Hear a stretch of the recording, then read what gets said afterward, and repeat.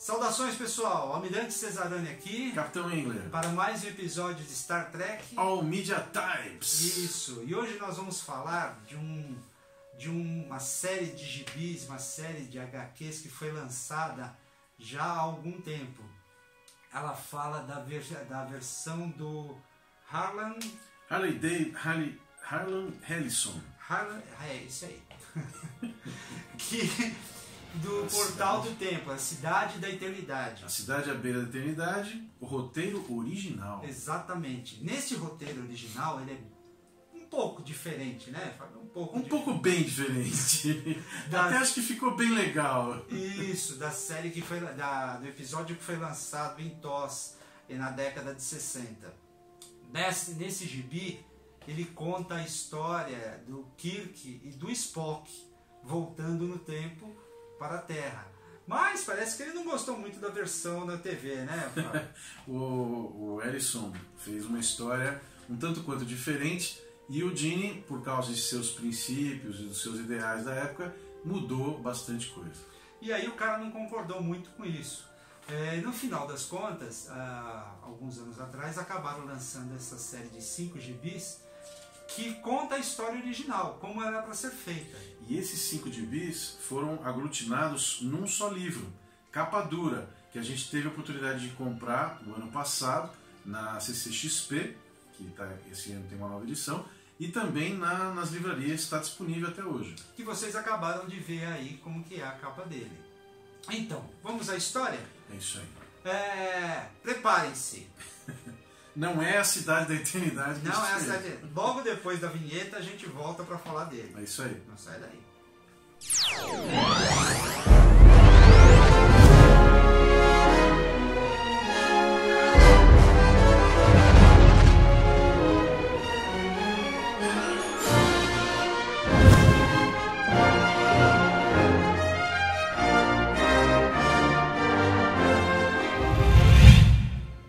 Então, pessoal, voltamos novamente. Como vocês podem ver aqui, o livro é esse. E foi lançado na CCXP o ano passado. E está nas livrarias, está disponível. E raridade, em português. Exatamente, coisa rara de se ver. Mas tem uma coisa interessante nisso aí. Nos Estados Unidos já foi lançado já há algum tempo. No Brasil é que foi o ano passado, 2017. Então, no entanto, é o seguinte, vamos para a história? Vamos lá. Spoiler alerta! Engenharia da Enterprise, ou melhor, ainda é Enterprise, mas vai mudar de nome. Isso aí, então, spoiler alerta.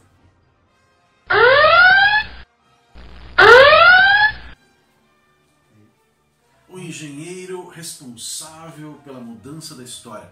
Como engenheiro? Não foi o McCoy?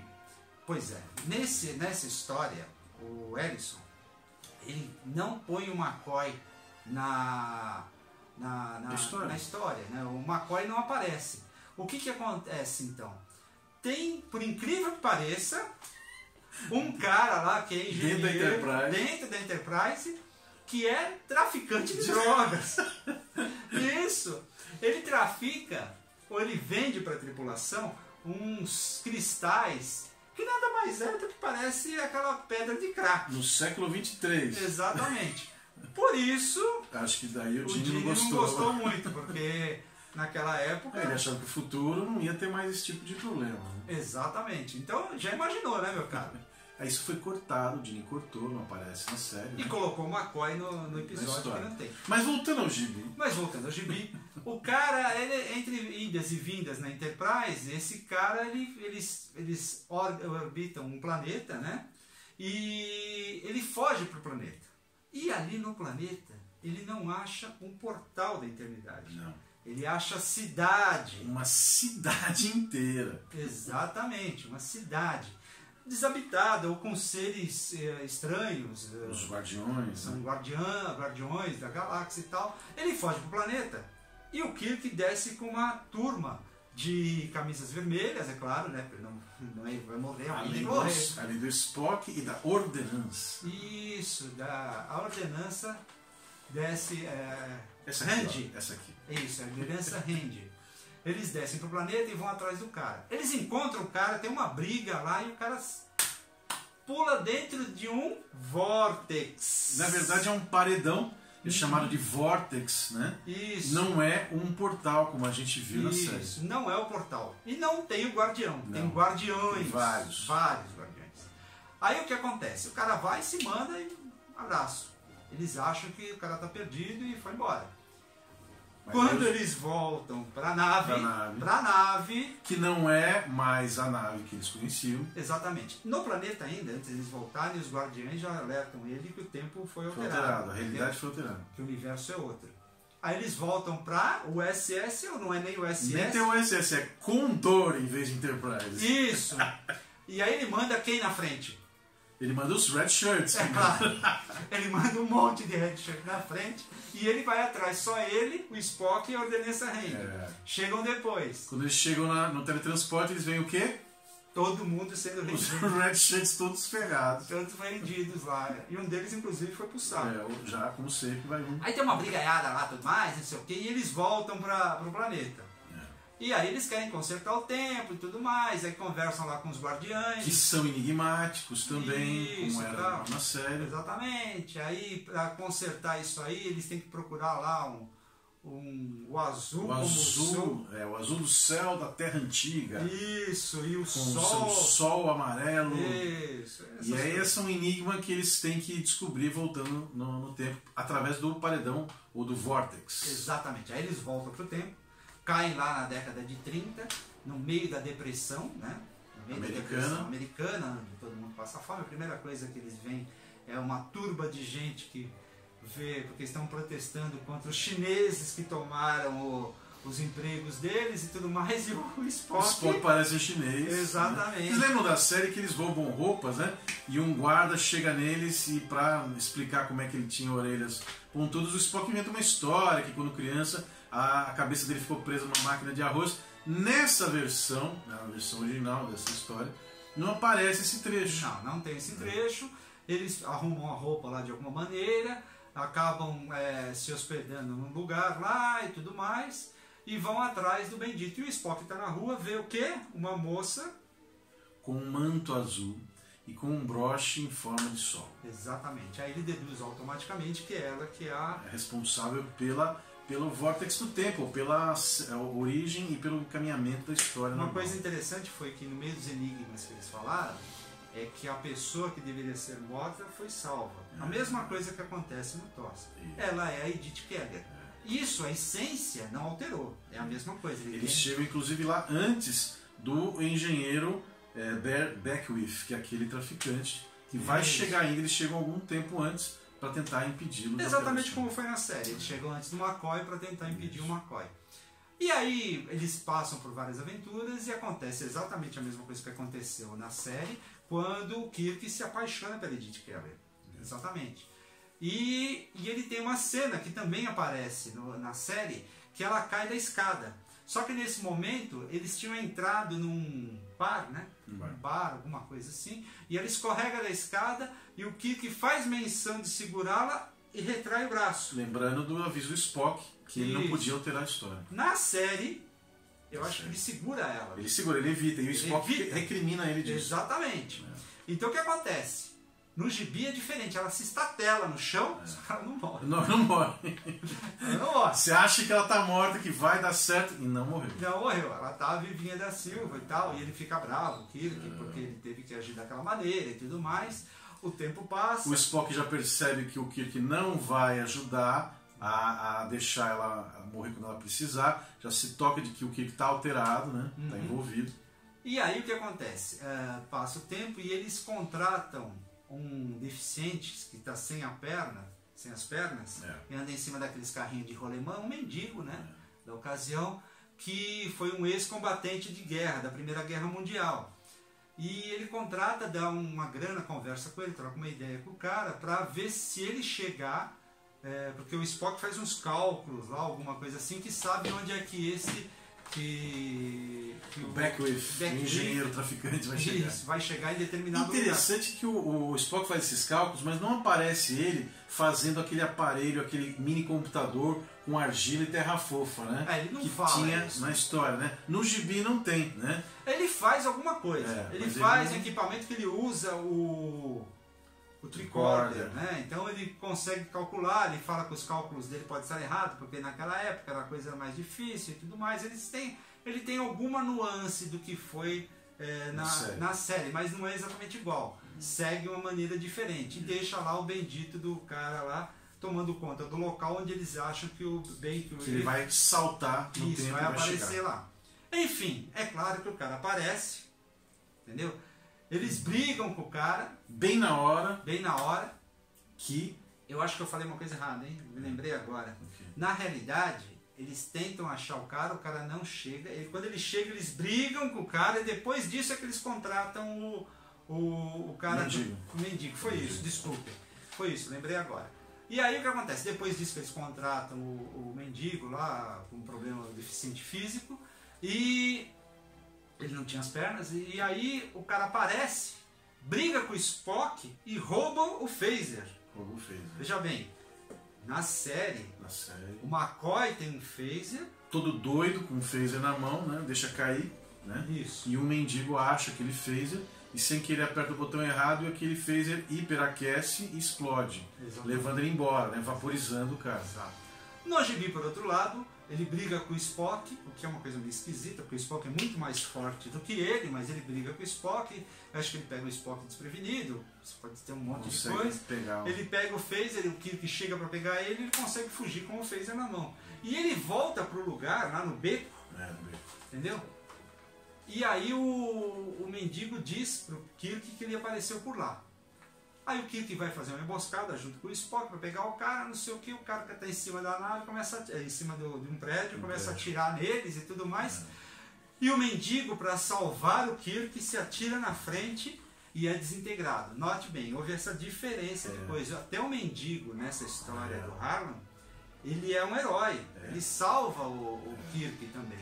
E fica aquela coisa, aquela dúvida, né? Como aconteceu na série, se esse mendigo foi morto, né, nessa aventura do Kirk e do Spock, se ele também não alteraria a linha do tempo. Exatamente. Né? E aí o que acontece? Em determinado momento eles encontram Benquith de um lado da rua, a Edith Keller está atravessando a rua, eles estão do outro lado da rua, e aí todo mundo percebe o bendito caminhão vindo, exatamente como no filme. Só a Edith que não percebe. Exatamente. A Edith olha para o Kirk, a cena para ele, atravessa a rua, o Kirk fica parado. Vai ser atropelado. E o Benquith vai lá e tenta salvá-la. Aí o Spock tira ele de linha, né? Empurra ele, pula em cima dele e impede ele de salvar a Edith Keller. E aí, exatamente como acontece na série, a Edith Keller morre atropelada. Morreu.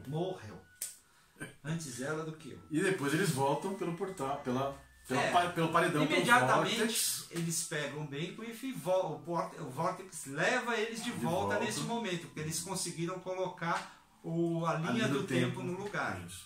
Você percebeu alguma coisa? Desde TOS, eles tentam manter a linha de tempo original. Pois é, isso é muito importante. É muito importante. A diferença das linhas atuais. Exatamente, de uns caras aí que inventaram uns filmes aí, que puseram uma linha de lá e destruíram o vulcão. Mas aí cabe um parênteses. Naquela época, admitia-se que se as viagens no tempo para o passado fossem possíveis, quando você retornasse no tempo, se você alterasse a história de alguém, você alteraria toda a história daí para frente.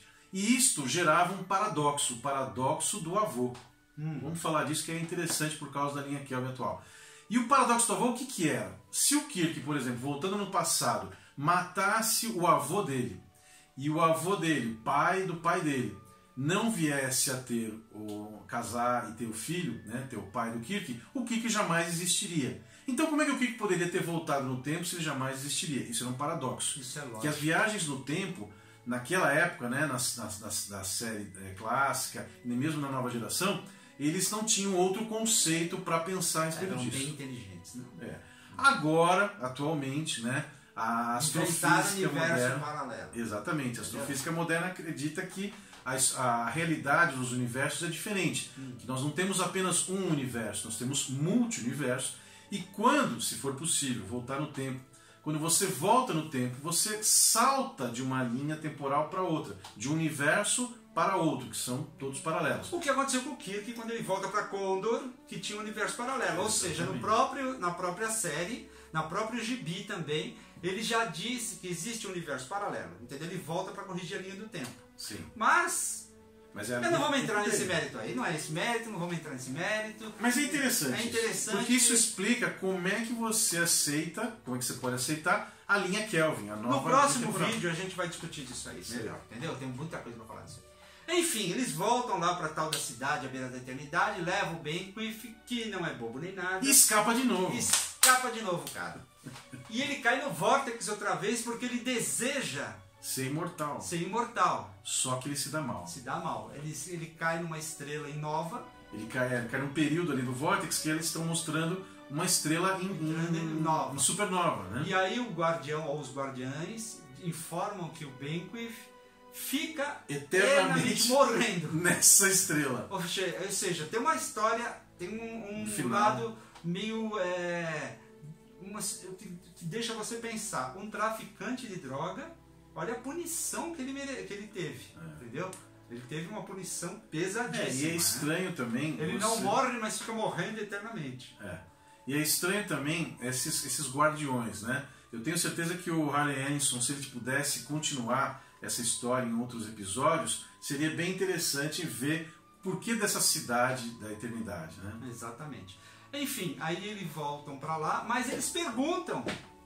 O Spock pergunta, uma coisa que não acontece na série, o que aconteceu com a morte do mendigo. Que na série ninguém fala nada, exatamente. Mas nos gibis ele fala exatamente o quê? Que foi uma morte insignificante. Irrelevante. Você vê. Quer dizer, só alguns pontos focais da história são relevantes. E aí, claro, quando eles voltam para a Enterprise, ele está sofrendo, a Enterprise voltou para o seu universo e tudo mais. Volta a se chamar Enterprise. Ele se chama Enterprise, obviamente. E aí acontece a mesma coisa aqui na série. Na série, ele está sofrendo e tudo mais, e aí segue em frente. Bom, gente... Vale a pena, se vocês tiverem a oportunidade de ir numa livrarias, dessas grandes livrarias aqui no Brasil, comprar em português, que é uma realidade, a história é bem interessante. Porque vocês notem bem, nós falamos toda a história. Mas isso não impede de vocês comprarem livro, porque o grafismo é muito bonito, a fotografia, as imagens e os detalhes da história que a gente não entrou aqui. Né? Contado. É bem legal. É bem legal. Vale a pena vocês esse é um livro para tracker ter. Isso, exatamente. E você vai encontrar nas diversas livrarias, inclusive na nossa parceira, na Livraria Saraiva. É isso, na Livraria Cultura. Na Livraria Cultura, exatamente. Você vai encontrar nas nossas parceiras na Livraria Cultura e na Saraiva também. Tá bom. Entendeu? Exatamente. Nas nossas parceiras, eu falei. Bom, gente, então é isso por hoje. Espero que vocês tenham gostado. Não esqueçam de dar o seu tapa no like. E comentar aqui embaixo. E, gente, muito obrigado. Um final de ano muito bom para vocês. E até a próxima. Vida longa e próspera. Vida longa e próspera.